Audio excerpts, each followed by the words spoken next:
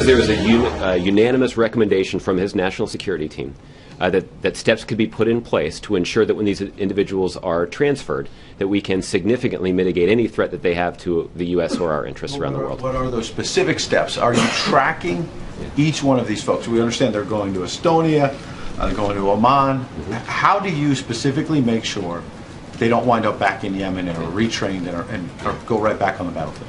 Well, Ed, I recognize that my answer may be unsatisfactory, but the fact of the matter is the success of some of those strategies is predicated on us not making those strategies public. But what I can tell you is that the governments that have agreed to take on these detainees have done so after extensive consultation with the United States. And they also went on to say that they're living quietly. Those who have been released. The White House defending now the latest release of 5 out of Gitmo. These 5 men all from Yemen. 4 of them to be transferred to Oman, which borders Yemen. This coming just a week after the terror attacks in Paris. Missouri Senator Roy Blunt has been to Gitmo. He serves on the Senate Armed Services Committee. He is my guest now from Capitol Hill. And Senator, good morning to you. Good morning, Bill. What do you make of the defense of the White House for this constant drivel out of Gitmo?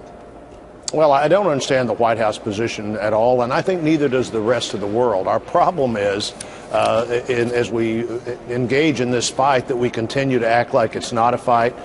People in Paris are marching over the weekend, leaders from all over the world, about standing against terror. At the same time, our government is making the final arrangements to let known terrorists go.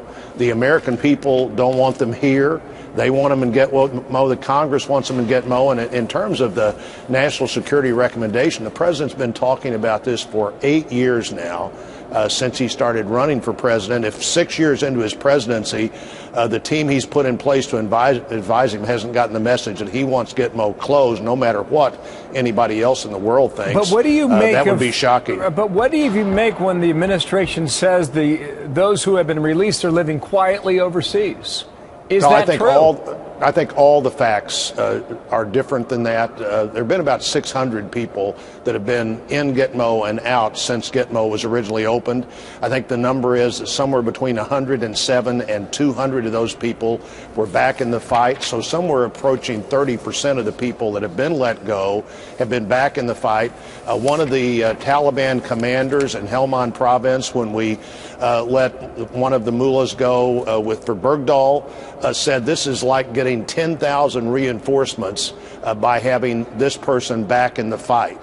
The terrorists think they're back in the fight. The only people that don't think they're back in the fight appear to be the Obama administration. Yeah, you put out that 30% figure. The State Department refuted that 2 days ago.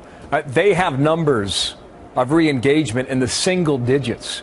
Which is something, frankly, that I had not seen before. Now, of the 620 people, 620 people that were let go, I think we have the names of 107 that were back in the fight, and the estimate is somewhere approaching 200. So that's pretty darn close to 30% of 620.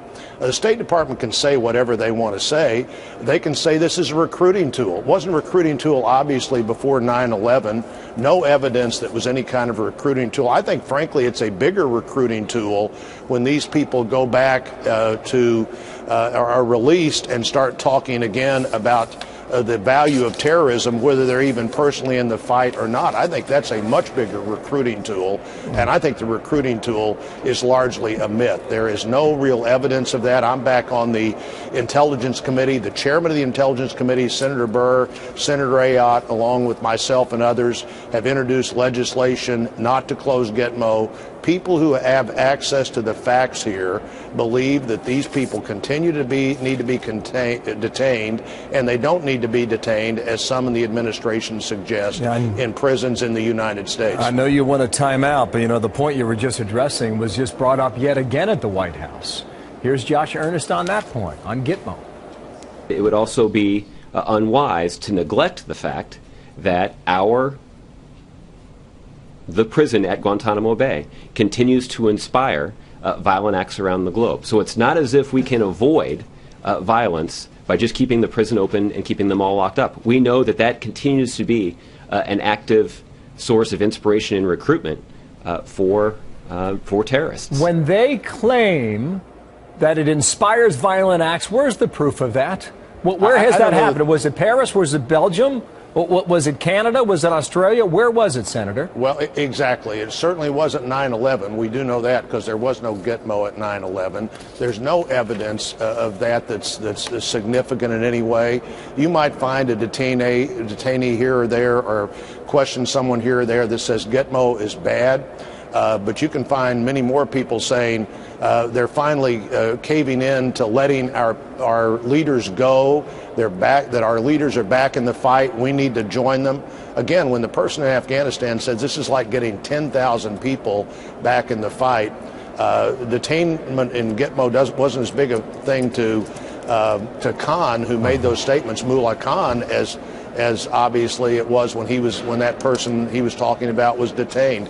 I think this is largely a myth about Gitmo that started in the president's first campaign, and it's part of the denial of whether we're engaged or not. Why did we not have somebody in Paris?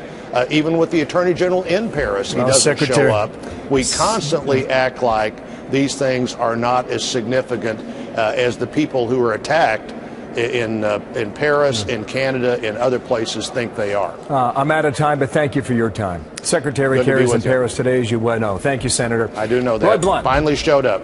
Got it. We'll see you soon. Martha.